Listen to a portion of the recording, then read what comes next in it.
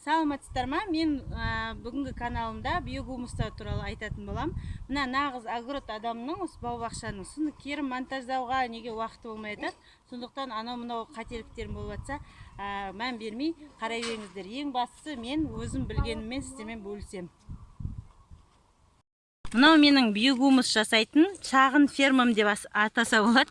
Үйдегі цистернаның астына бір жәшік өзім фруктовый ящикпен 3000 теңгеге құрттар сатып алдым. Калифорнийский червей, шылаушындар, жауын құрттар. Оларға ең басты керек условия, олар аты айтып тұрған жауын деп ылғал болу керек. Сондықтан су сеуіп қоям, ұмытпай су сеуіп тұру керек.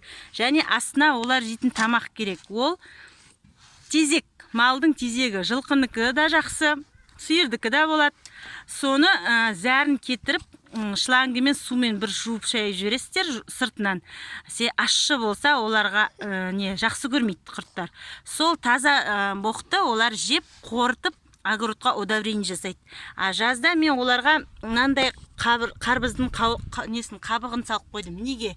Ол татты, ол деликатес ретінде олар соны жақсы көреді. Сондықтан осылар жеп жатыр, міне жұмсарып қалыпты, тастай қабықтар жұмсарып қалған. Қазір мен астын көтеріп көрсетейін. Сонда олар астында мінекей қаптап жатыр. Сіздерге көрініп тұр ма? Мінекей көбейіп жатыр. Маған қазір олардың өте көп болып көбейгені тез-тез керек, себебі бір машина көңді қорыту үшін. Және ол бірден шықпайды, биогумус деген. Ол 3 ай минимум қорыту керек. Жаңа көңді таза тезекті свежий 3 ай қорыту керек. Демек, осы сезон мені қорытып, қыста олар спячкеге кетеді. Сосын келесі көктемде мен салу керекпін. Мінекей. Сол үшін маған бұлардың өте көп болған жақсы. Және ол деген табиғи удобрение тыңайтқыш болғандықтан, ол мына минеральный удобрениелер сияқты бір шелекке бір-ақ қасық деп жарамайды. Олар кәдімгідей астына шелек-шелегімен салу керек огородқа, топырағымен араластырып. Сол себепті маған олар өте көп мөлшерде керек. Қазір мыналардың астын көрейін, қалай көбейіп жатыр екен.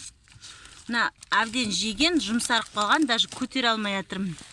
Мінекей, астарында көбейіп жатыр. Сіздерге көрініп тұрса, қараңғы қылмаш, Ерсаян. Мінекей, ол көбейіп жатыр астында. Мен балдарда, мен қасында бірге қараймын деп жүр ғой құрттарды. Ең бастысы сіздер көрдіңіздер, олар осылардың астарында көбейіп жатыр. Көтерсенде астында шығады. Оны қатты қозғай беруге де болмайды, себебі өздері балалап, астында кокондар салып сөйтеді. Мен тек оларды не істеп тұру керекпін. Жаңағыдай бөтен ыдыстарға, тағы жәшіктерге салып көбейтіп тұру керекпін. Себебі оларда жаңағыдай табиғи өз-өзін реттеу процесс жүреді екен. Если мынада тамақ азайса, олар аз туа бастайды екен. Маған олардың көп туғаны керек қой. Сондықтан тамақты көп салу керекпін. Тамақ деген органика боқтар, кәдімгі свежий жылқының, сиырдың тезегі. И осындай тәттілер мына көбеюге жақсы үлес қосады. Жазда мыналар бәрі босқа қалып жатыр ғой. Бұрын тауыққа беретін еді, қазір тауық жоқ. Сондықтан осылардың нелерге беру керекпіз. Құрттарға көбею үшін. Қазір мен бір жәшігім, міне 2 жәшік, 3 жәшік, 4 жәшік, мына астында бір жәшік бар, 5 жәшік болып тұр. Даже 6 болды ма? Енді тағы бір жәшікке көбейтіп қойсам, сол соң оларды мына менің огородыма жетерліктей мөлшерде көбейту керек болып тұр ғой. Мына помидорларға қазір бұлардың астына әшейін көң салынды. Енді мына биогумус салыш, міне қарбыздың қабығын әкеліп қойдық. Соны береміз қазір. Міне бір қап көң әкеліп қойдық таза. Ол көңді беру үшін шлангыны осының ішіне салып, мына сары суы ағып кету керек, зәрі. Содан кейін беру керек құрттарға. Сол кезде олар жақсы көбейеді. Олар ашын ұнатпайды екен. Мына огородқа әр 2 метрге бір шелектен ба сол биогумус керек екен. Мына клубниканың өзіне. Жаңа Грузияда еккендерде солай жасаған теплицада. 2 метр сайын бір шелектен салған және әр түптерге салып тұрған. Солай әр түптерге беріп, зато табиғи ғой, селитрасы жоқ, таза өнім аламыз. Бұйырса. И одан қалса мына мен барлық клубникаларыма, помидорларыма, асқабақтарыма да ана баклажан, кабачки бәріне жететін қылып алу үшін маған бір машина көңге жіберу керек болып тұр ғой, свежий, таза, табиғи көңге. Қазір мына клубникаларыма да салынған, бірақ аз салдым. Сатып алып салғасын, сатып алған кезде ол өзіңдегідей болмайды ғой. Сондықтан былай беріп жатыр, жақсы, міне үлкен гүлдер шығып жатыр. Бірақ не істедім? Сатып алып тек беттеріне салдым, а негізі астарына салып жіберу керек. Со енді осы клубникамнан сорты да Альбион, Европадан келген сорт. Соларға арнап осы биогумусты дайындап жатырмын. Мінекей жайлап бастап қызарып жатыр. Жақсы сорт Альбион деген андай көктемнен күзге дейін беретін сорт. Мінекей. Мына бастары да сол. Осыларды сол табиғи удобрениеге өсіру мақсатындағы жаңағы биогумусты дайындап жатқаным. Әзірше мен мына жарты қап көңді қазір мынадай жәшіктерге бөліп, бірінші суды құйып, мына зәрлерін жуып алам, үстеріне су құйып жіберем, сары суы кетеді. Содан кейін мына жәшікке салып, құртты көбейтем. Бірақ енді мен оны қашанғы цистернаның астына ұстаймын. Уже 6 жәшік болды, 7 жәшік болды. Маған көбейту керек қой. Сондықтан анау бір огородтың шетінде бір орын бар. Даже ортасынан ойып бір орын алсам да, соған жайып жіберем. Жаңа боқтарды көбірек боға келіп, үстін солома сияқты шөптермен жауып қою керекпін. Себебі құстар жеп қояды. Құстар көрсе құрттарды жеп кетеді ғой. Даже огородымызды жеп, анау жатқан қаптардың бәрі сол құстардан қорғайым деп қызарып кеткен клубникаларын әзірше жауып қойдым.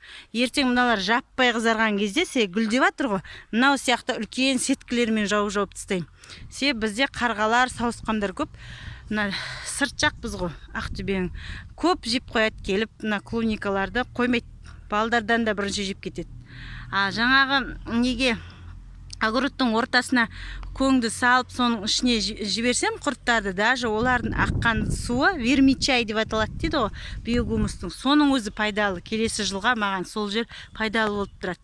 Сосын қыста оның үстіне адамдарда сұрақ болады ғой, енді жақсы, жазда сен мынаны бағып жатсың, қыста қалай сақтайсың деп. Мен былтырғы жылы мысалы қыста сақтай алмай, оны үйге сақтау ыңғайлы болған жоқ маған. Біреулер оны жәшікке салып, подвалға сақтайды екен. Ең дұрысы сол далаға қойған.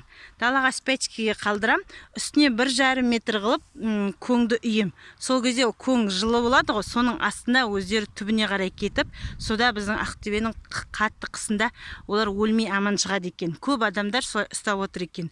Ал жазда көңді ондай биік қылуға болмайды. Себебі көң қызады.